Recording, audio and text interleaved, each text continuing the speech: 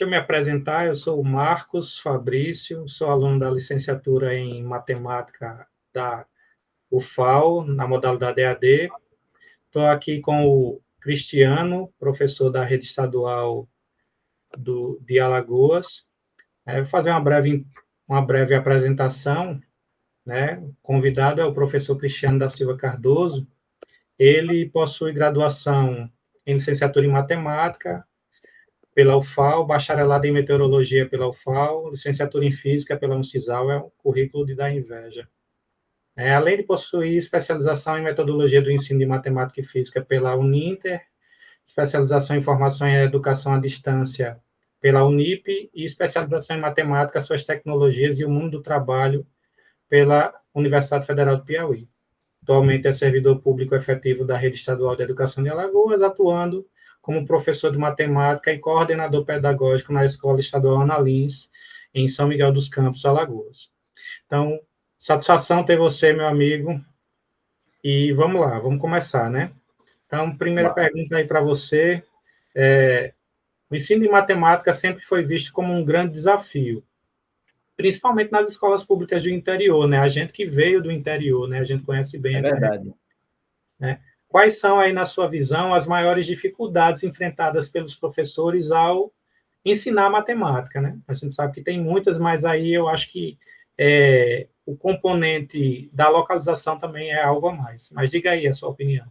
Olha, eu vejo assim, eu vou focar nas escolas de interior, como você mencionou no início da pergunta, achei bem interessante, né? Nós somos frutos, né, de escolas de interior, e assim, eu gosto de dizer que você, ainda acabou meio que sendo um ponto fora da curva, mediante a tanta dificuldade, a tantos percalços que a escola do interior ela tem, né?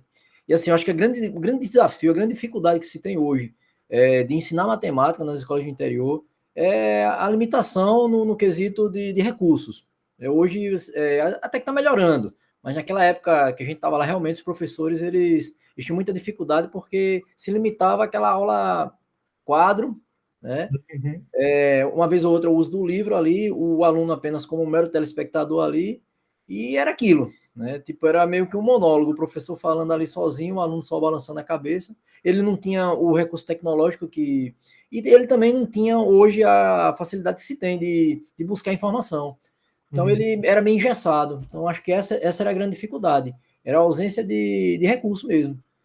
Isso eu falo recurso não só tecnológico, mas o recurso de conhecimento mesmo. Essa acessibilidade que a gente tem hoje, hoje facilita demais. Naquela época eles não tinham. Então, o agravante na escola do interior era isso, essa limitação. O professor, ele realmente ele era muito bruto nesse aspecto. Sim. E ele acabava meio que reproduzindo a mesma coisa durante anos, porque ele não conseguia se reciclar, então tinha N fatores assim. Eu acho que isso contribuiu demais. Eu acho até mesmo que a formação, né? Na formação isso. Ali é isso, né? A gente sabe que muito disso é até hoje, né? A formação é meramente conteudista e tal. Mas realmente, eu concordo com você. Vamos lá para a próxima. Muitas vezes os alunos eles demonstram desinteresse ou até mesmo aversão à matemática. Isso é comum, né? O que pode estar por trás desse fenômeno? Você acredita que a forma como a disciplina é ensinada contribui para essa falta de interesse? Cara, contribui muito. A gente vai voltar na questão da formação. Só que eu vou ser um pouquinho mais radical na minha colocação, né? Os pedagogos vão ficar um pouquinho chateados com o que eu vou falar agora. Mas eu acho que o grande problema hoje é lá no início. Porque, por exemplo, hoje as nossas crianças, por exemplo, só a filha daqui a pouco, meu filho daqui a pouco vai ter esse contato escolar lá no Fundamental 1. E aí, assim, hoje, quem dá aula de matemática para o Fundamental 1? Pois é. Né? Porque, por exemplo, assim, é evidente que os professores que trabalham com esse público, eles vêm da pedagogia, e é importante também, porque é um público que você tem que trabalhar o visual, o lúdico, mas você não pode deixar de lado a essência da ciência, da matemática. E aí, assim, pô, tu é professor, sou também, e tu sabe muito bem que geralmente o camarada, quando vai para pedagogia, é aquele cara que tem aversão à matemática. E por mais que ele não externe isso na sala de aula, no cotidiano, na aula dele, ele vai, de certa maneira, transmitir isso para o aluno, mostrando, por exemplo, que outras componentes são mais fáceis e a matemática ela é difícil.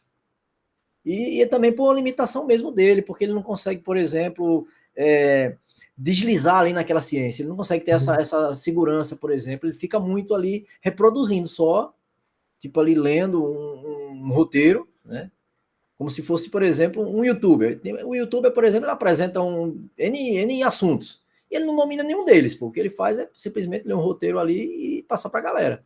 Então acaba meio que isso aí. Eu acredito que esse desinteresse começa aí, porque os meninos não começam a estudar matemática realmente, se envolver com a matemática.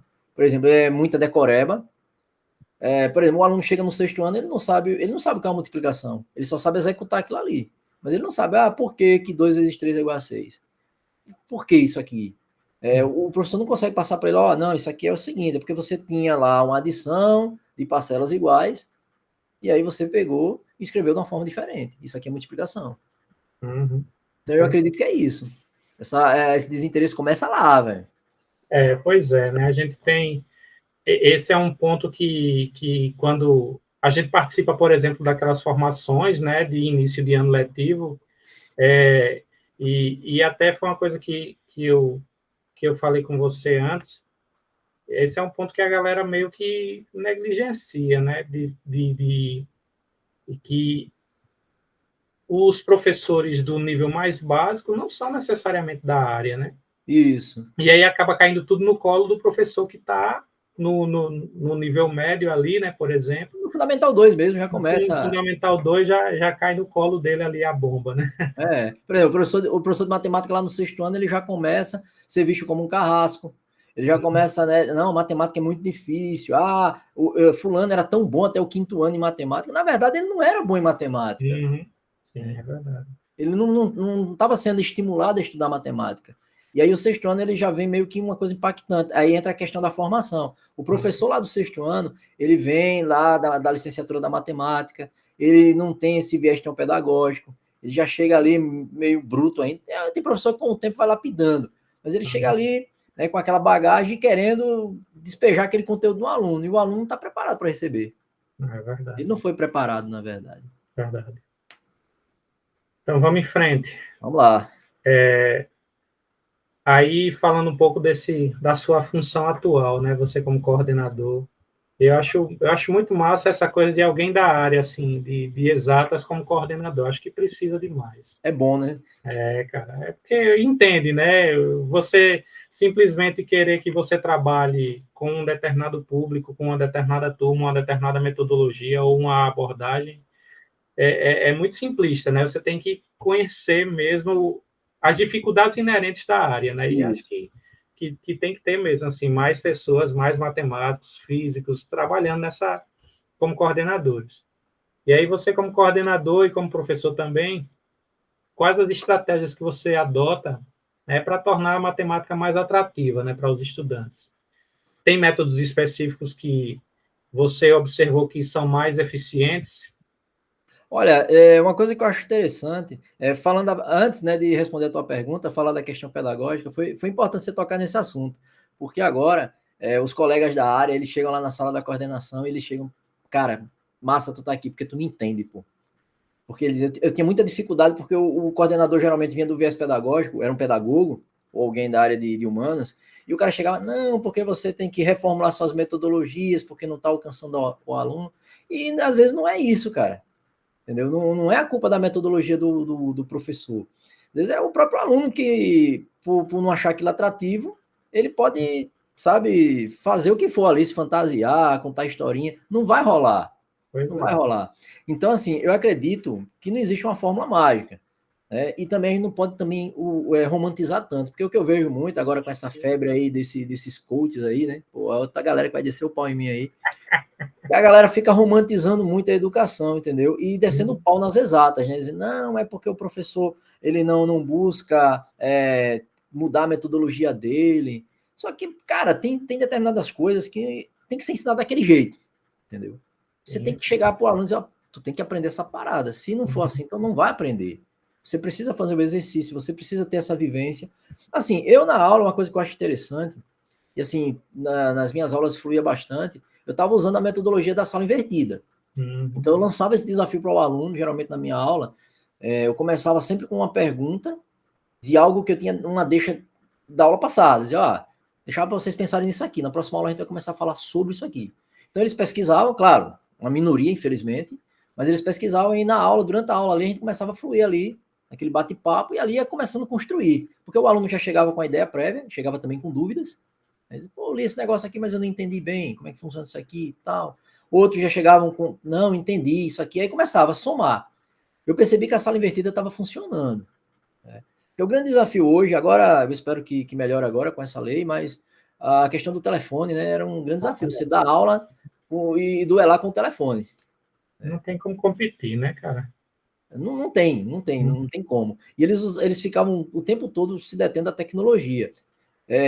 Ontem mesmo eu encontrei um ex-aluno e ele me falando, aí ele apontando para os outros, né, que ele conhece uns alunos lá, foi lá pegar o histórico dele, se estudasse Cristiano, você já vê, pô, os trabalhos dele, não tinha não na internet não, porque ele elaborava as próprias questões, pô, dava trabalho, a gente pelo menos um tinha que fazer para os outros copiarem. Pois é. Então, assim, não existe uma fórmula mágica. Eu, nas minhas aulas, particularmente, a sala invertida eu acho muito interessante. Uma coisa que eu gosto muito de explorar na aula também, Fabrício, é o seguinte: de onde vêm as coisas? Por exemplo, a história da matemática. Uma disciplina que eu achei fantástica na graduação é a história da matemática. Sim, essa é realmente fantástica. E aí eu ficava pensando, quando eu era aluno do fundamental da educação básica, por que eu não tive um professor que me deu aula de história da matemática? Porque é envolvente. Aí você começa a entender de onde as coisas vêm e isso prende a atenção. E o ser humano ele é curioso por natureza. Eu gosto de dizer que o ser humano ele gosta de uma fofoca, de uma história. Ele gosta de ouvir. Quando você começa a contar a história de uma parada, o cara prende a atenção do cara. E aí eu começava a trazer essas coisas, entendeu? O Teorema de Pitágoras, como é que surgiu isso aqui? De onde veio? Foi mesmo Pitágoras que desenvolveu essa parada ou não foi? Aí os caras ficavam, não foi, a gente gerava uma discussão ali. E eles, aí eu também aproveitava do telefone, né? Dizia, pô, pesquisa aí, tu pesquisa uma coisa, vamos lá, vamos trocar umas ideias. E eu percebi que isso funcionava. E depois ali eu já começava a mostrar uma aplicação. E aí a coisa fluía. Bacana, eu buscava muito isso, né? A sala invertida funcionou bastante. Legal. Mas é complicado você dizer assim que tem um método específico. No meu caso funcionava. De repente tem professor que tem uma outra abordagem que vai dar certo. Beleza, cara. Desculpa, então, estou alongando muito aqui nas... Não, eu não estou com pressa, não. Então, próxima pergunta. Na tua opinião, Cristiano, qual é o papel do professor no despertar do interesse dos alunos pela matemática, né? O que é que diferencia um professor que consegue engajar os alunos daquele que enfrenta dificuldades constantes em captar sua atenção? Cara, é fundamental, pô. Eu gosto de dizer que o professor, pô, ele consegue matar o cara ali, em uma hora, sabe? Então, o professor, ele é fundamental nesse aspecto aí. Por exemplo, eu despertei para as exatas, provavelmente você, porque em algum momento teve algum professor ali que mostrou algo ali interessante, que te motivou de alguma maneira. Uma coisa que eu acho interessante é o seguinte, né? Infelizmente, o professor, ele tem que entender uma coisa. Pô. Você tem que explorar as potencialidades do aluno. Sim. E não ficar taxando o aluno pelas suas limitações. Eu vejo muito, principalmente na graduação, a gente se deparava muito com isso. Não sei se você teve essas experiências, mas eu tinha muito isso. O professor universitário chegava lá, ele se achava o supra-sumo ali, e às vezes ele ficava, olhava para todo mundo ali e dizia, poxa, mas vocês são muito fracos, vocês, não sei como é que vocês ingressaram na universidade, com conhecimento tão medíocre e tal. Isso acontece na educação básica. Então, por exemplo, eu percebo na escola na Lins, eu percebi, na verdade, muitos alunos meus, eles começaram a ter um interesse maior pela matemática, por exemplo. Quando eu comecei a apresentar as Olimpíadas, assim, gente, tem a Olimpíada de Matemática, tem a Olimpíada de Educação Financeira, tem a Olimpíada Canguru, tem várias competições aí, e aí eles começam a achar interessante. Por quê? Porque essas competições, a boa parte dessas questões, elas são elaboradas com coisas do cotidiano. Então ele começa a enxergar aquilo que ele estudou de uma forma tão sistemática na sala de aula, numa aplicação cotidiana. Ele, pô, bacana, isso aqui é interessante. E a motivação ali, né? Eu acho que o professor ele consegue engajar quando ele se mostra também disponível. Né? E ali, junto ali do aluno, acompanhar ali o processo, e caminhar, e incentivar. Eu fiquei muito feliz, cara. Agora, no final do ano, e olha que eu nem concluí o ano letivo com eles, né? Eram meus alunos de terceiro ano, eu fiquei com eles até o mês de agosto. E quando teve o Enem agora, um aluno falou, cara, eu vou fazer matemática porque eu me identifiquei com aquilo que você fazia em sala de aula, né? Isso é legal. Aí até o professor de física ficou brincando comigo, porque o professor parece que deu aula para ele por 2 anos seguidos e ele estava fissurado que ia fazer física. E o cara estudou comigo alguns meses e mudou radicalmente. Pô, você me roubou o cara. Mas é isso. Eu acho que o papel do professor é fundamental. A abordagem que o professor faz ali, naquele momento. E olha, quando eu falo essa questão motivacional, não estou falando desse lado coach, não, né? Romantizando, não. Mas, mas o incentivar é aquela parada ali, você mostrar, pô, dá para aprender matemática, dá para estudar. Por exemplo, os meus alunos, eles começaram a achar interessante quando eu comecei a levar listas de exercícios e eles começaram a observar, poxa, no primeiro e no segundo ano, os professores não traziam lista de exercícios com questões desse nível. E onde o senhor pega essas questões? Aí quando eu apresentei aquela maravilhosa coleção do IESE, né, velho? Aqueles volumes maravilhosos do IESE. Sim, sim. Esse livrinho aqui, velho. Aí eu consegui uns PDFs, né, pirata, né? Passei para eles. Só, vão resolvendo exercícios. E eles começaram, tipo, se empolgar com aquilo ali. Então, acho que é isso, que o que falta é isso, é o professor, ele, principalmente na rede pública, cara. Não sei se acontece isso nos institutos, mas na rede estadual, tem muito professor que diz assim, não, minha obrigação é só chegar lá, né, dar minha aula e acabou. Eu não preciso estar ali com o aluno, não preciso estar perto dele, não preciso formar ali, sabe? Mas não, cara, você está na escola, você está ali muito além apenas de um componente curricular, pô. Mas você está ali como um referencial também, pô. Pois é. A minha opinião, assim, né? Eu sou muito... Não, cara, eu acho que você tocou aí num ponto, sabe, que é fundamental na questão do ensino, de um modo geral, mas em particular no nosso caso, que a gente trabalha com exatas, cara, porque eu particularmente eu penso assim, que você mora na capital, você mora em Maceió. Em Maceió você tem muito mais motivação para se dedicar, para fazer um curso superior, porque tem N universidades, né? Isso. O seu entorno, a maioria dos seus colegas, da sua galera, da sua turma, vai fazer algum curso, vai dar sequência aos estudos.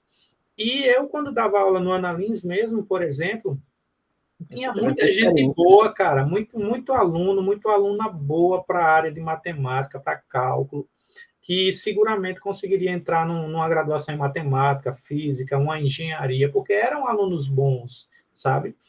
E a galera simplesmente não, professor, eu quero só terminar o ensino médio, não sei o quê.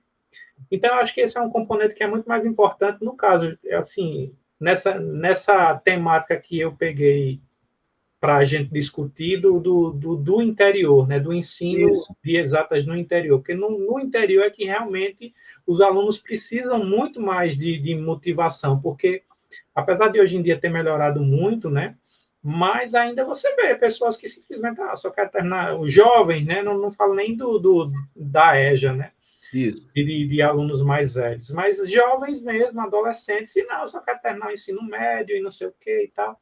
Então, eu acho que o aspecto motivacional, sobretudo quando a gente vê ali um aluno que tem potencial, que tem talento, acho que o aspecto motivacional é importantíssimo. E eu acho que nem precisa o cara ser aquele romântico mesmo, que eu amo dar aula, não sei o quê. Isso. Não, eu acho que a gente tem que ser o professor que a gente queria que tivessem sido conosco, né, cara? Porque, sim. Né? Porque é empatia, né? Você se colocar no lugar do outro. Aí, poxa, de repente a pessoa ali só precisa de um empurrão e não está tendo o empurrão. Então, acho que isso é uma coisa que realmente, assim, eu vi muito, assim, quando eu trabalhei no Analisa, eu vi bastante essa coisa de alunos bons mesmo, e acabou que o cara não fez. Não, eu só quero terminar o ensino médio e tal. Poxa, a pessoa fica triste, né? Já por um outro lado, ocorre isso que aconteceu com você, né? Quando um aluno ingressa, poxa, quando o cara vai fazer um curso da sua área, da sua disciplina, massa, né? Ali é meio que a realização do professor.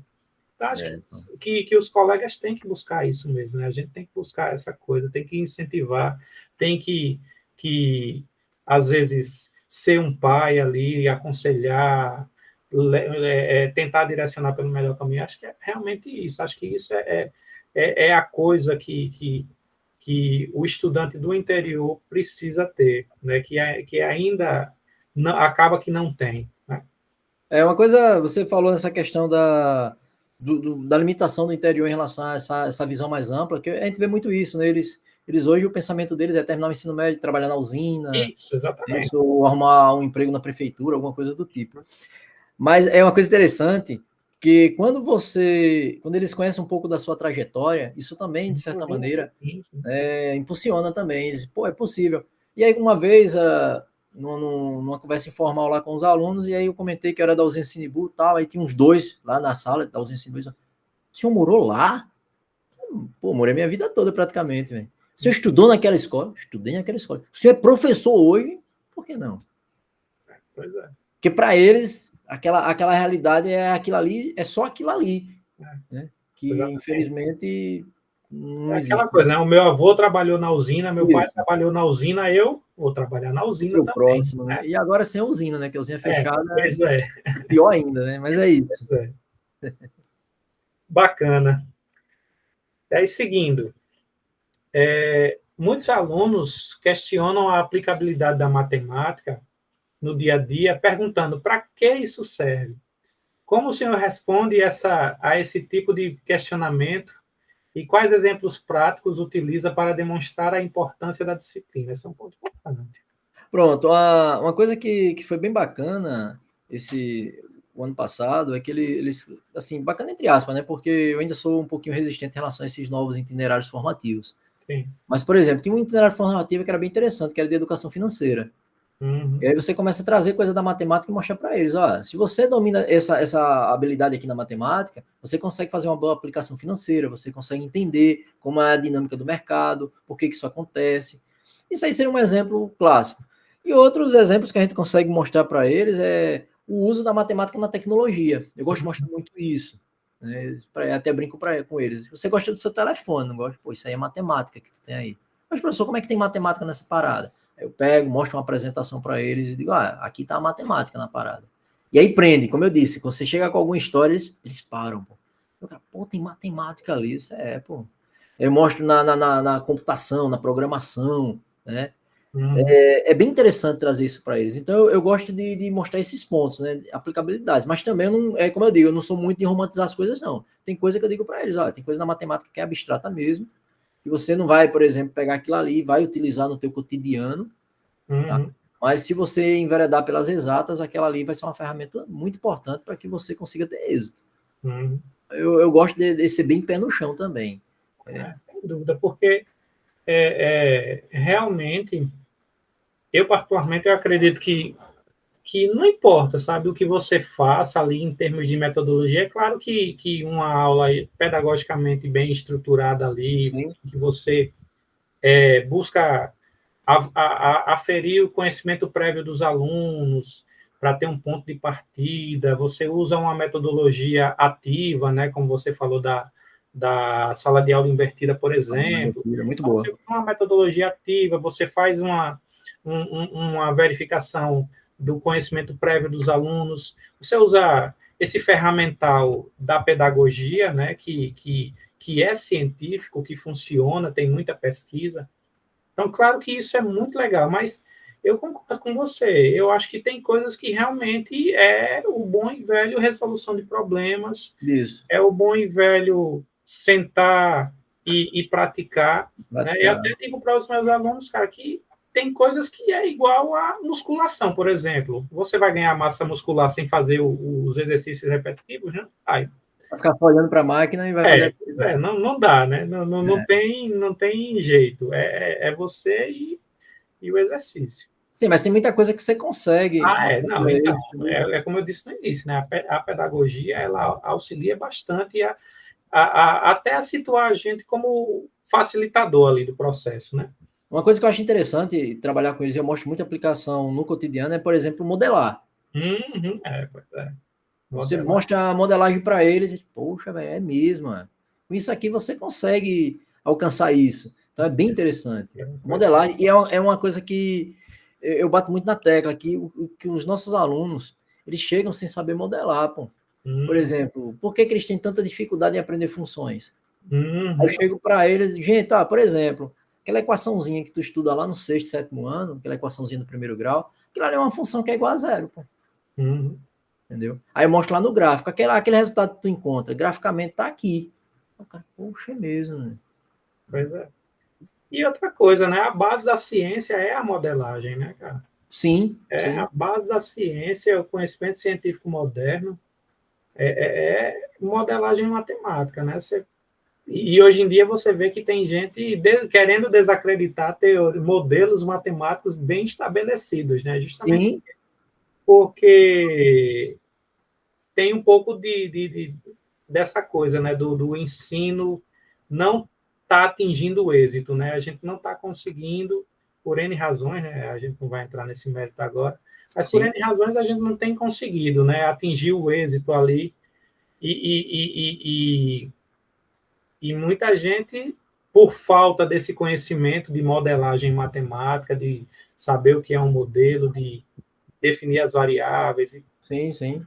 uma equação que descreva o fenômeno. Por conta disso, tem gente simplesmente aí emitindo suas opiniões e achando que elas têm validade aí, querendo desacreditar as coisas. É verdade. É difícil, mas faz parte. Então vamos lá, seguindo em frente aí. A matemática é frequentemente vista como uma ciência exata e rígida, mas muitos estudiosos ressaltam a beleza e a criatividade presentes, né, na disciplina. Como transmitir essa visão mais encantadora, né, da matemática para os alunos? Cara, eu gosto muito de fazer o seguinte, como eu disse, eu gosto de explicar as paradas, e aí, por exemplo, quer ver uma coisa que eu percebi quando eu dava aula em a sala de nono ano, encantava os meninos, era o seguinte, quando eu mostrava para eles, a fórmula de Bhaskara, fazia a dedução dela. Uhum. Aquilo encantava, porque os caras diziam, é por isso que a fórmula é assim. Porque, por exemplo, o cara chega pro cara, lá, x é igual a menos b, mais ou menos, raiz de delta sobre 2 vezes a. Você substitui, separa os coeficientes, joga lá na fórmula e calcula. Beleza, ele consegue fazer aquilo ali. Mas vem de onde? Aí, por exemplo, terceiro ano mesmo, tava dando aula para eles de geometria espacial. E aí eu comecei a mostrar para eles, gente, você pega um prisma. Aí o cara, professor, é muita fórmula para decorar. Não, pô. O volume de um prisma é o quê? A área da base dele vezes a altura. Aí eu sempre enfatizava para eles, o que é que vai diferenciar eles? A base, o tipo de base, pô.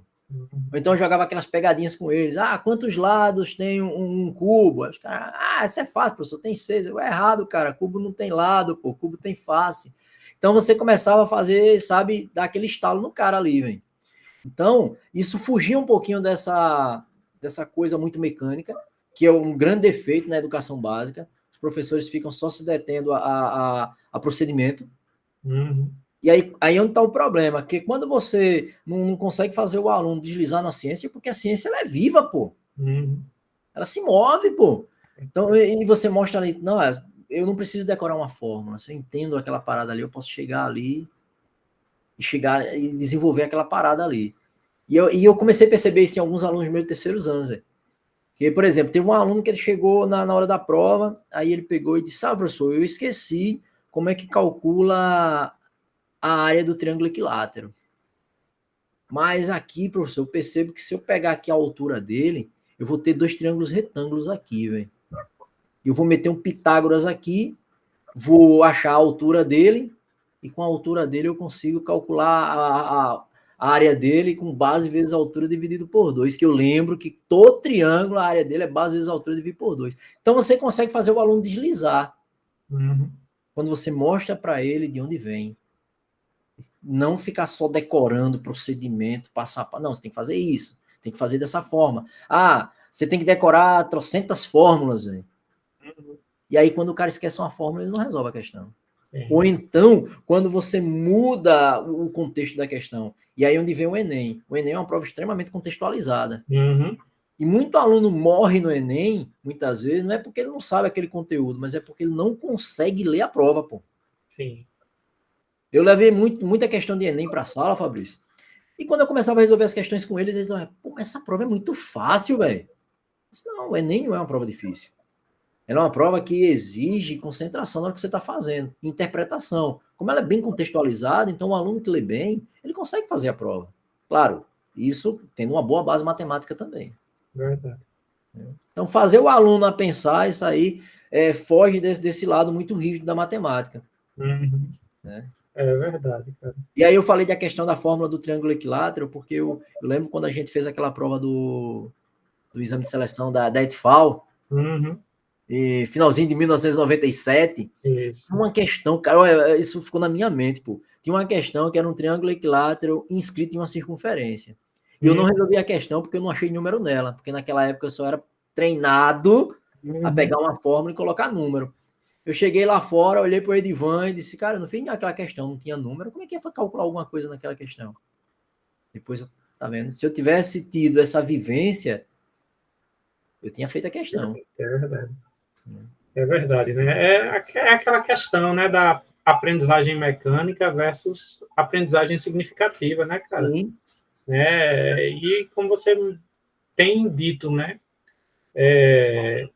a gente ainda vê, né, embora a gente esteja no século 21 já, 2025, muita coisa mudou, algumas coisas têm melhorado lentamente, mas têm melhorado, mas ainda você vê muito ensino baseado em aprendizagem mecânica, né, cara? Sim, sim. Então, é realmente isso, né? Quando o aluno ele não entende de onde vem a coisa, ele simplesmente memoriza para fazer a prova e se ele Isso. vê uma coisa do jeito diferente lá, ele vai escorregar na casca de banana. Porque ele está acostumado só a ir por aquele caminho. Exatamente. Ele não consegue deslizar por outros caminhos, ele não consegue encontrar outras alternativas. Porque ele não foi treinado para isso, né? Ele não foi preparado para isso. Exatamente. O que falta nas aulas de matemática é isso aí.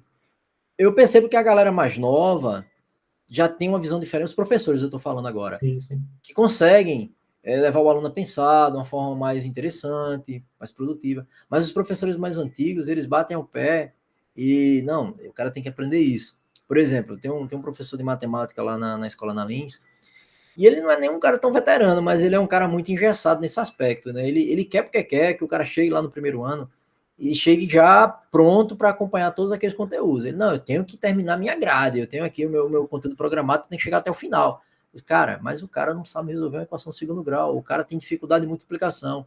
Você acha que não é o momento de fazer uma recomposição primeiro, fechar essas lacunas para depois prosseguir? Ah, não, porque senão eu não vou conseguir terminar. Aí é onde está o erro. Não adianta, pô. Senão você vai só, intensificando essa dificuldade no aluno, pô. Uhum. Você vai ter um aluno lá no final do terceiro ano que vai terminar o ensino médio, simplesmente por terminar. Você sabe hoje que o sistema educacional que nós temos, ele vai empurrando o cara de qualquer jeito. Uhum. Isso é um grande problema que nós temos hoje, mas você ainda vai discutir isso aqui, não é o caso. Mas falta isso, pô. Falta isso. Tem muito professor ainda engessado nesse aspecto. Né? Pois é, é pior ainda quando você vê um cara que não é, né, tão velho assim, né? Pois Um cara é. que não é tão que é mais recente, dessa geração mais recente de É um cara até professores. mais novo que a gente, velho. Pois é, então é isso, Gente. realmente isso é lamentável, né? É lamentável. Então, vamos em frente aqui. Na sua trajetória, Cristiano, você já teve alguma experiência em que um aluno que era antes desinteressado passou a gostar de matemática? O que é que foi determinante, né, para essa mudança? Cara, eu tive um aluno incrível na usina Sinibu. Eu tive um aluno que ele era visto como um aluno problemático na escola. Uhum. Notas baixíssimas, fora de faixa, com problemas de comportamento. E aí ele começou a ser meu aluno. E assim, por mais que você diga que não, mas o professor, por ouvir outros colegas falando de determinadas situações, você acaba de forma, às vezes até involuntária, criando preconceitos acerca daquela situação. E aí você já entra na sala de aula com o pé atrás. Pô, aquele cara vai ser o cara problema, vai ser o cara que vai atrapalhar as aulas. E o próprio aluno, ele já chega com aquela questão de se blindar, né? Porque ele já está acostumado a ser taxado como o cara que não quer nada com a vida, que, enfim. Então era aquela coisa meio, sabe, aquele bloqueio ali. Você chegar na sala para dar aula, o cara te olhando todo sisudo, e você meio que com receio de tipo, esse cara vai atrapalhar em algum momento, esse cara vai querer criar algum tumulto. Mas aí depois eu comecei a perceber que ele gostava de jogar xadrez. Uhum. Né? E eu não sou um xadrezista dos bons, mas eu gosto de brincar. E aí eu comecei a conversar com ele, trocar uma ideia. Não, vamos jogar um xadrez, bora. E aí eu comecei a perceber, porque ele tinha uma capacidade de raciocínio muito boa. E aí eu comecei a dizer, cara, tu não gosta não de matemática? Ele, eu gosto, mas os professores são muito chatos, não sei o quê. Eu disse, não, mas a matemática, o que você acha? Não, é interessante. E aí eu comecei a envolvê-lo com jogos matemáticos, batendo aquele papo, desafiando ele. Eu sempre levava um desafio matemático. Ah, resolve isso aqui. Ele começava a pensar na parada. E aí eu comecei a perceber, porque o cara começou a se concentrar nas aulas, que o cara começou a ter um comportamento melhor, e os próprios professores começaram a elogiar a conduta dele na sala de aula. Pô, o cara tá mudando, velho. O cara tá mais concentrado, tá mais tranquilo. E aí coincidiu com a primeira OBMAP, o ano da primeira OBMAP, 2006. E esse cara, ele, na primeira OBMAP, sem preparação nenhuma, ele conseguiu ser menção honrosa, ele conseguiu ficar entre os 100 melhores do estado. Esse cara é diferente. Aí quando foi no ano seguinte, a gente seguiu com o trabalho com ele, só que aí eu comecei a preparar esse aluno. Na época, o pessoal da UBMEP mandava uns cadernos com questões. Hoje não, hoje está tudo digital, né? Mais fácil. Naquela época ele mandava uns cadernos junto com o bloco de provas. Eu peguei um desses cadernos e passei para ele. Só, começa a resolver as questões. Se você tiver alguma dificuldade, você vai falando comigo e a gente vai trocando umas ideias. E ele começou a resolver as questões. E aí, resultado, esse cara foi medalhista. Ele conseguiu ser medalhista. Agora, ele foi o primeiro medalhista da escola Benito Coutinho. Foi o primeiro medalhista. Depois, isso ele foi menção honrosa no 7º, ele foi medalhista no 8º e foi medalhista no 9º. E depois seguiu a vida dele, foi para o Instituto Federal, quer dizer, que na época não era Instituto Federal, ele foi para a Escola Agrotécnica de Satuba. Lá ele foi medalhista por 3 anos na UBMEP. Né? E o cara, ele partiu para as exatas. Ele não foi fazer matemática, mas ele foi fazer engenharia. E assim, e todas as vezes que eu tenho contato com ele, ele fala, esse cara, você fez a diferença. Eu tinha tudo para ser um cara fracassado, um cara que não ia estudar, e você me mostrou matemática de uma forma diferente, atrativa, foi bom. Então, assim, eu fico muito feliz. Ele foi um dos casos, eu tive outros casos, mas ele foi um caso marcante. E principalmente por ele vir de uma origem muito humilde, pais semi-analfabetos, então ele foi a mudança. E hoje esse cara, Hoje ele está trabalhando na Universidade Federal de Pernambuco. Olha que legal. Primeiro ele passou num concurso para técnico de laboratório lá. Quando foi depois, porque ele fez engenharia química. Sim. Fez engenharia química. Aí ele fez mestrado lá. E o ano passado ele terminou o doutorado, velho. Top. Então, assim, ele foi um exemplo de fato, assim, que educação transforma, bicho. É como a gente tava falando lá antes, naquela pergunta que você fez, pô, o professor tem esse poder, pô. Verdade. E você lançar uma palavra ali naquele momento, de você dedicar tempo pro cara e fazer e mudar toda a história daquele cara. Ou simplesmente você ignorar, o cara não quer nada, vou deixar ele para lá. Você vê que muitas vezes a gente tem que sair da zona de conforto, né? Porque é mais confortável você tratar a turma toda como aquele bolo uniforme, sem você se importar com as especificidades de cada aluno, né? Sem se importar com a vivência que cada um tem ali de experiência, de bagagem, né? E simplesmente fazer a coisa genérica, né? Eu acho que essa é uma das coisas que a galera que é crítica da pedagogia, na verdade, acaba fazendo, né? Porque a pedagogia meio que requer isso da gente, né? Requer que a gente tenha um olhar diferenciado a cada aluno, né? E é nesse sentido que eu digo, não, a pedagogia tem muito ferramental para oferecer a gente, né? Porque é realmente isso, cada mente é um mundo, né? Cada indivíduo tem ali as suas especificidades, às vezes está bem, às vezes não. E a gente lá, enquanto no nosso espaço ali de sala de aula, sem ser invasivo, sem entrar muito em coisa, mas também às vezes você tentando chegar no X da questão, no cerne do problema do aluno, você é capaz de melhorar, né? De ser um agente de transformação na vida do indivíduo, né? Então, eu acho que é meio que isso mesmo. Bacana. Assim, esse aluno específico é um exemplo marcante. Sabe que... Mas, assim, vai ou não vai, você encontra um aluno aí, professor, eu... E, assim, o caso dele eu acho bem interessante, porque, por exemplo, hoje ele é um servidor público, um doutorado, Ele tem uma irmã também que foi minha aluna, era uma boa aluna também, que está terminando doutorado também. Uhum. Então, assim, e quando eu encontro esses alunos, eles me falam isso. Cara, a tua motivação contou muito. Porque, por exemplo, na época eu comecei a incentivar que ele fizesse a prova na época do Cefet, né? Ele disse, não, mas eu quero fazer a da agrotécnica. Ah, então faz, pô. Então faz. E eu percebo que muitos alunos que eu incentivei a fazer a prova do IFAL agora, é uma mudança radical. Que no fundo, eu e você, a gente sabe muito bem a importância que o Instituto Federal teve nas nossas vidas enquanto estudante. Né? Como foi importante. Importante. Provavelmente, eu mesmo, falo por mim, se eu tivesse estudado, por exemplo, feito ensino médio por aqui mesmo, talvez eu não tivesse tido essa abertura de mente que eu tive lá. Uhum. Eu teria pensado igual a grande maioria. Não, vou terminar isso aqui, vou talvez fazer um curso técnico. Sem dúvida, cara. Não. O IFAL ali para mim, para minha trajetória, é 70%, cara, porque demais, né, cara? Né, o próprio contato que você falou da questão das Olimpíadas, o primeiro contato que eu tive com a Olimpíada foi lá, cara. E isso abriu a minha mente assim, para caramba, que os programas de monitoria também, né? Isso é outra realidade, né? Ali para mim é o modelo de escola, né?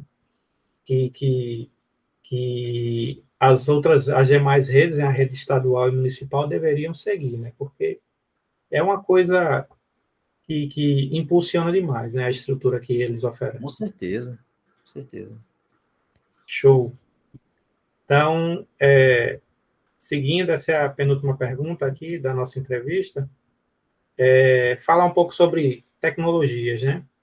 Com os avanços tecnológicos, surgiram novas, né, ferramentas de ensino, como aplicativos, jogos, né, plataformas interativas. E aí eu te pergunto qual é o impacto dessas tecnologias, né, no ensino da matemática. Elas contribuem para um melhor aprendizado, realmente? Olha, é complicado, né? Porque ela contribui quando o aluno se dispõe a aprender. Hoje, o grande desafio é você mostrar para ele, por exemplo, que ele consegue utilizar um GeoGebra, um MATLAB, né? Ou então ele pode enveredar pela robótica ali, do que jogar Free Fire. O Free Fire é mais atrativo. Então, assim, eu percebo ainda, Fabrício, que falta muito para que o nosso alunado ele tenha essa maturidade de fazer o uso da tecnologia para estudar matemática. Por exemplo, eu sempre levava os meus alunos para o laboratório de informática da escola. Você conhece o laboratório lá da escola na Lins? E assim, é um laboratório ainda precário. A gente, por exemplo, você não tem maquinário suficiente, turmas superlotadas. E o grande agravante hoje da educação básica estadual é esse, pô. Por exemplo, eu acho inaceitável, pô, você encarar que uma turma de terceiro ano vai ter um rendimento bom no Enem, você colocando 45 alunos dentro de uma sala de aula, né? E ter bom resultado. Aí você leva os meninos para o laboratório. Se chegar lá no laboratório, o laboratório tem 25 máquinas, dessas 25, você tem 10 que estão quebradas. Aí você, senta um do lado do outro. Muito bem, eles até fazem ali, mas aí quando você começa a observar, o cara já está ali jogando, acessando outra coisa. Ele se distrai muito rápido. Então, assim, eu defendo o uso tecnológico. A gente também não pode pegar e dizer, não tem que usar. Tem que usar. E principalmente que eles nasceram dentro desse contexto tecnológico. A gente não pode privar o aluno disso. Às vezes, não, tem que não permitir o uso tecnológico. Por exemplo, tem professor, eu passo um trabalho, o cara tem que fazer o trabalho à mão. Não, pô. Isso não vai fazer o teu aluno aprender mais. Eu acho que você trabalhar a mentalidade dele e na importância do uso da tecnologia com consciência ali, com maturidade, sabe? Com entender, eu tenho isso aqui para isso. Flui. Eu defendo o uso da tecnologia, eu uso bastante. Eu uso bastante. Eu gosto de usar muito o GeoGebra para fazer gráfico, para fazer resolução de questões. Eu gosto de usar. Eu gosto de usar jogos também. Mas é complicado porque na rede estadual, além de você ter um quantitativo muito grande de aulas, que é exaustivo, alguns professores têm que trabalhar em outras instituições também, você acaba não tendo tempo para elaborar coisas legais. Isso é um agravante mesmo. Então, mas eu defendo sim, eu acho que contribui sim. Contribui. Agora deixa eu pegar um gancho aí. Pode falar. E as IAs, as inteligências artificiais? Meu irmão, isso aí. Eu tiro onda com a IA, sabe por quê? Porque, por exemplo, O ano passado, eu coloquei na aula com eles, eu botei o projetor, né? Aí eu peguei e disse, vocês usam IA para responder questão de matemática, eu vou mostrar que a IA ela erra, cara. E comecei a colocar questões de matemática, que, por exemplo, você bota lá uma questão, você pega uma função, e aí se você bota uma condição ali para aquela função, ela buga, velho. Uhum. Ela vai pegar e fazer um procedimento ali. Então, você bota uma condição específica, alguma coisa, você particulariza a situação, ela buga. Uhum. Ela buga. Questão de limite, você bota uma questão de limite, ela buga bonitinho, velho. Ela buga bonitinho. Aí eu comecei a mostrar para eles, pô, porque eles estão muito escravos da IA. Tudo eles, vou para inteligência artificial, vou para inteligência artificial. Eu estava mostrando para eles, por exemplo, a inteligência artificial, eu acho ela bem interessante para você fazer correção textual. Por exemplo, você está escrevendo um texto. Não colocar ela para escrever o texto. Mas, por exemplo, você escreve seu texto e você pega seu texto e bota para IA dar uma arrumada no seu texto. Ela vai estruturar ali, sei lá, de repente nos padrões de ABNT, alguma coisa do tipo, vai fazer você ganhar tempo e não vai te tirar a capacidade de produção. Eu acho que o que a IA está fazendo é isso, né? Ela está tirando a capacidade de produção do aluno, ele não está parando para fazer. Tem uma professora de inglês essa semana, ela estava falando isso, né? Com a proibição do uso na sala de aula, telefone, ela estava dizendo, meus alunos ainda conseguem produzir. Porque ela estava dizendo que o ano passado, quando pedia para eles fazerem alguma produção textual, alguma coisa, eles iam lá na IA, no celular, e copiava aquilo ali. E ela sabia que aquilo ali não tinha sido do aluno ali, não tinha sido um raciocínio do aluno. O professor conhece o aluno. Você sabe disso. Sim. Você pega uma prova do aluno, você sabe nitidamente se ele colou aquela questão ou não, pô. Esse cara não. É como se, por exemplo, até nós professores mesmo, você tem uma característica de resolução de questão. É como se fosse uma assinatura sua. Aí, de repente, eu estou fazendo uma prova. Você. Aí o professor conhece o meu estilo e o teu. Eu pego o colo de você, o professor vai dizer, não, pô, o Fabrício é que resolve as questões desse jeito, não é o Cristiano.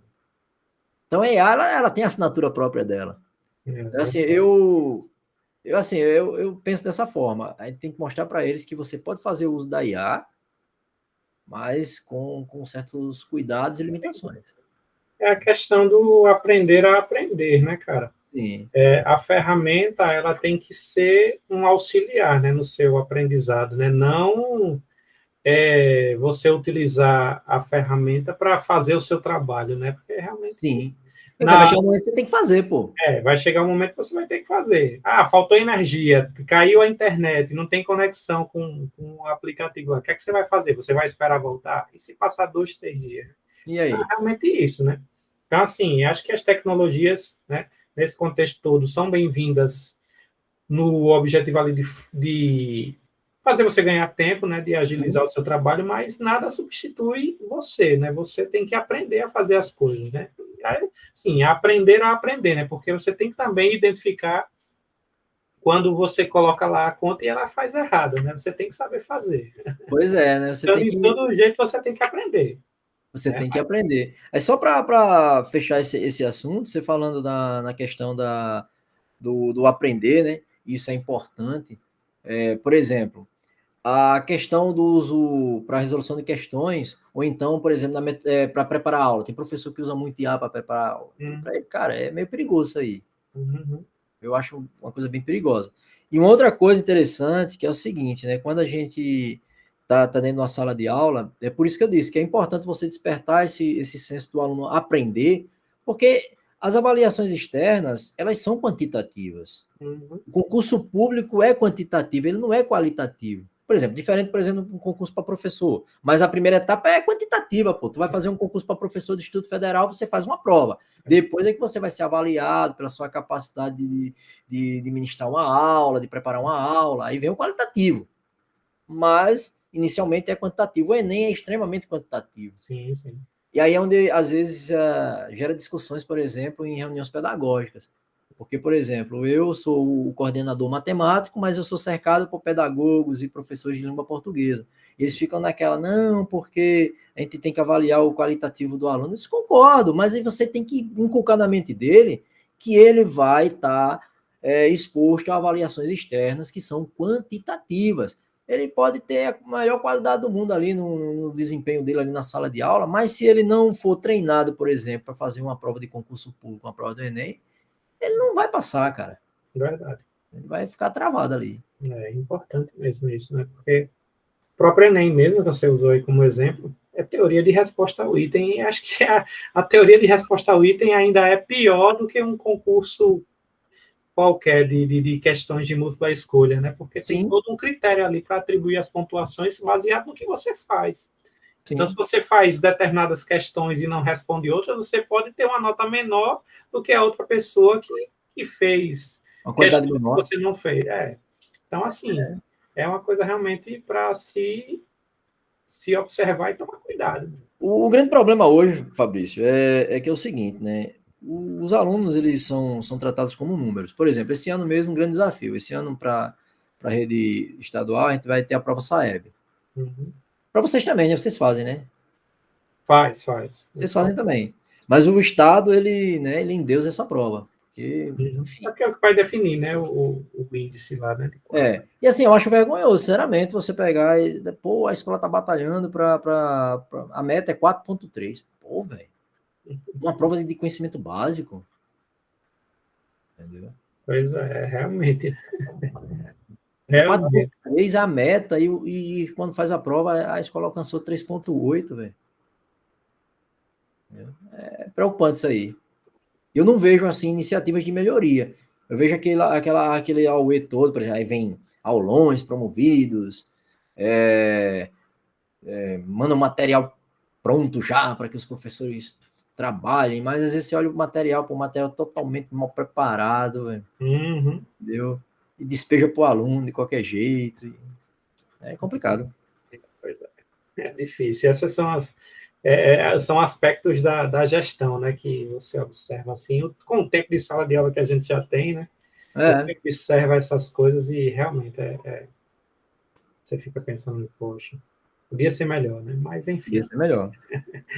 Sim, para finalizar aí a nossa última pergunta, Cristiano, qual é o conselho que você daria para os professores que têm dificuldades, né, em ensinar matemática e desejam tornar as aulas mais envolventes e eficazes? O que é que você pode dizer aí para a gente? O que eu gosto de dizer para o professor é o seguinte, ele tem que entender, claro, a gente sabe da dificuldade que nós temos, questão de tempo, a vida corrida, uma sociedade extremamente imediatista, que é tudo para agora, mas o professor ele tem que entender que ele é um pesquisador. Então, para que ele consiga ter um trabalho de qualidade, ele tem que realmente parar e estudar a parada, velho. Né? Tipo, é aquela coisa, como eu tinha dito para você naquela outra pergunta, não tem uma fórmula mágica. Mas eu acredito que o professor ele tem que ter essa capacidade, tem que ser um camaleão, pô, ele tem que ir testando métodos, entendeu? Claro, isso não é testando de forma aleatória, mas, por exemplo, observando o perfil do aluno que ele tem. Uma coisa que eu acho que prejudica muito é o seguinte, é o professor ele querer moldar um padrão para dar aula para ele. Eu tenho 4 terceiros anos. Cara, mas você tem 4 mundos totalmente diferentes. Então, por mais que dê trabalho, mas ele precisa pensar em estratégias para o terceiro A, estratégias para o terceiro B, para o terceiro C e para o terceiro D. Não a mesma aula. Mas aí ele precisa fazer isso, né? Porque, por exemplo, aquilo que é atrativo aos olhos do aluno do terceiro A pode ser que não seja atrativo aos olhos do aluno do terceiro B. Por quê? Porque eles podem estar em um nível diferente ali. A bagagem de conhecimento totalmente diferente, o contexto social totalmente diferente. A gente sabe que o contexto social ele influencia de forma direta. Né? É hipocrisia chegar a dizer, o cara não estuda porque... Nem sempre. Claro, tem um aluno que é preguiçoso, mas nem sempre o aluno está ali, não está concentrando na tua aula porque ele não gosta de estudar. Mas às vezes o cara está em casa, não tem comida, o pai está preso, ou então o pai bate na mãe, ou então o pai se envolveu na criminalidade e morreu, o irmão está preso, a irmã mais nova está grávida, o cara está morando na casa da avó de favor. Então tem N fatores ali, que aí é onde entra o professor de matemática, né? Que o professor de matemática ele é muito assim, metódico às vezes. Ele precisa ser um pouquinho mais humano nesse aspecto, né? Olhar, a minha turma precisa de quê? A sala invertida funciona? Beleza, vamos aplicar isso aqui. O uso da tecnologia nessa turma é produtivo? Vamos usar o uso de tecnologia. Mas o importante é o professor entender que ele é um pesquisador. Se ele for um eterno pesquisador, se ele estiver se atualizando, se reciclando, correndo atrás de um novo, a aula dele nunca vai ser uma aula chata, pô. Ele pode ser o cara mais formal do mundo. E olha que eu já me deparei com muito professor formal. Mas o cara, ele é um pesquisador, então ele sempre chega com ideia nova, pô. E o novo se torna interessante para o estudante. O estudante, ele é uma esponja, pô. É verdade. Ali, por mais que ele esteja ali apático, às vezes, na situação, tem algo que você fala e o cara, pô, velho, aí para ali, pô, chamou a atenção, prendeu. E quando você consegue prender uma turma pô, com algo, é massa, pô, porque eles ficam querendo mais. Sem dúvida. Né? Eles ficam querendo mais, eles te param no corredor para perguntar alguma coisa. Eu sei que não é fácil, porque, infelizmente, eu sou professor também, eu sei disso, pô, o Estado não disponibiliza esse tempo para gente. Por exemplo, uma coisa que eu acho extremamente exaustivo, hoje eu sou um professor concursado com 30 horas no Estado. Eu tenho que ministrar 20 horas em sala de aula. E o professor que tem 40 horas, o cara tem que ali ministrar em torno de 26, 27 horas de aula por semana de sala de aula. É muita coisa, pô. Sem dúvida. Ele gera um desgaste, ele não consegue, às vezes, disponibilizar um produto de qualidade. Então, o cara tem que se virar nos 30. Tem que se virar nos 30. Mas é isso, é pesquisar, correr atrás, né? Não se cansar. Informação continuada, né, cara? Não desanimar. Eu vejo muito isso. Às vezes, por exemplo, tem um colega que fala assim: eu não vou pagar para fazer um curso. Agora, cara, o negócio às vezes é 100, 150 reais, uma coisinha baratinha. Você vai ali, um workshop, uma coisa, vale a pena, pô. Não vou não, eu vou esperar o Estado. O Estado não tá nem aí para tu, pô. Ele não vai pagar, então não vai rolar, velho.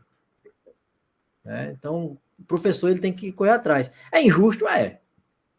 É injusto? É. Infelizmente, a gente vê a dificuldade, por exemplo, um professor hoje, para conseguir, por exemplo, um afastamento para fazer mestrado na rede pública estadual, ele não consegue, velho. O professor tem que fazer mestrado e dar aula, velho. É verdade. Isso aí é uma coisa absurda, né? É absurdo, né? Mas é isso, não desanimar, né? Não desanimar. Ser professor é isso, tem que gostar do que faz, velho. Sem dúvida. E eu vejo um caminho um pouquinho perigoso, não sei se tu vai concordar comigo. Só para a gente finalizar aqui. Agora, o pé de meio universitário que eles estão fazendo aí para licenciaturas, eu achei algo um pouco perigoso para o campo educacional. Porque quando você disponibiliza uma bolsa para as licenciaturas, de repente você pode estar atraindo pessoas apenas pelo dinheiro e não por se identificar com a área da educação. E aí você despejar alguns profissionais que realmente não querem estar ali, mas vão ali porque é o que aparece e segue em frente. E não desmerecendo as bolsas. Eu sou um cara que defende totalmente a distribuição de renda. Eu acho que um país como o Brasil, se não tiver distribuição de renda, meu amigo. Não, infelizmente, né? O abismo só aumenta, velho. Eu concordo com você nesse aspecto. E a galera devia vir porque é uma carreira muito interessante, você vai ser responsável pela formação de cidadãos, aquela coisa toda. Isso. Mas, infelizmente, a gente sabe que é uma carreira também bastante precarizada, bastante menosprezada até pela sociedade como um todo, pelos políticos, né? Principalmente, né? Quando o camarada não tem em quem bater, ele vai bater no professor, né? O político, né? Então, sempre, né? Então, assim, realmente a gente lamenta, né, que seja necessário chegar nesse ponto, porque a gente queria que o professor fosse valorizado, o professor tivesse uma remuneração que permitisse ele trabalhar menos horas, para justamente como você disse, para ele ter ali a oportunidade de sair do feijão com arroz, de fazer uma formação continuada decente, de trabalhar uma metodologia mais envolvente para os alunos, mas, infelizmente, a gente sabe de toda a questão problemática que gira em torno muito complexo. da profissão, né? É bastante complexo. Né? Isso é tema para outra discussão. Deixa para outro dia a gente fazer um outro. Eu gostei da ideia, vamos fazer uns vídeos assim. Por exemplo, eu tenho o meu canal, que a gente pode depois fazer uns vídeos aí, sai postando as coisas desse tipo. Eu topo, tamo junto aí. Vamos fazer. Chamava o Edivan, chamar a Eide, vamos fazer umas brincadeiras assim, velho. Eu acho que. Galera boa para trocar umas ideias, né? Sim, galera boa, galera atualizada que tá aí. Vale a pena, viu? Valeu mesmo, eu gostei também. Cara, eu só tenho a agradecer, assim, sabe, a confiança. Você é um amigão, você sabe disso. Um ser humano incrível e uma mente brilhante. Na hora que você mandou o áudio, eu estava na sala da coordenação, eu estava com o articulador, e aí eu não me contive em falar dos elogios, né? Dizer, não, esse cara aqui, cara, é uma das mentes mais brilhantes que eu conheço, se não a mais brilhante que eu conheço, né? E um ser humano incrível, uma pessoa, um profissional ímpar, velho. Então eu admiro muito, assim, a tua trajetória e o profissional que você é, cara. E o ser humano, principalmente. Eu conheço como amigo, então é uma honra. Quando você lançou o convite, não tinha como recusar, dizer, não, pô, que é isso. Eu que agradeço, cara. Eu que agradeço Valeu. aí você ter se disponibilizado aí a participar desse bate-papo. E assim, também devolvo os elogios, né? A gente é amigo de longa data e tal. Fico muito feliz aí de você estar hoje como professor efetivo, né, da rede estadual e estou esperando no IFAL, né, cara? Estou esperando lá no Não IFAL. abrir esse edital aí, vai cair matando aí, velho. Tá para sair, né? Tá para sair. Eu fiquei sabendo aí. Mas, velho, muito obrigado mesmo. Pode ter certeza que vai ter outros momentos assim para a gente trocar uma ideia. E, e eu gostei também da ideia, né? Acho que dá para fazer com uma galera maior, né? Não só, só duas pessoas. Vou lançar a ideia lá para o pessoal do canal. Mas muito bacana a conversa, cara. Muito bacana as ideias. A gente tem as ideias parecidas, né? Assim, acho que é muito fruto da nossa experiência, né? A gente não começou a dar aula ontem, né? Então a gente já Verdade. tem aí alguns fios brancos por conta do ensino. No meu caso, agora eu só tenho alguns fios pretos, né? Pois é, somos dois, somos dois. Mas assim, Cristiano, muitíssimo obrigado, cara. Sucesso aí para você. Deus Igualmente. abençoe você e sua família. E tamo junto, cara, né? Espero Tamo junto. que a gente se veja aí, né? Correria, a gente acaba se encontrando pouco, mas espero que a gente possa se ver aí algum dia para trocar aquela ideia presencial. Vamos sim, vamos marcar isso aí, cara. Vamos marcar, vamos A marcar. gente precisa disso. Valeu, cara. Tudo de bom para você. Obrigado, cara. Abraço, tchau, tchau e até a próxima. Valeu, garoto. Valeu.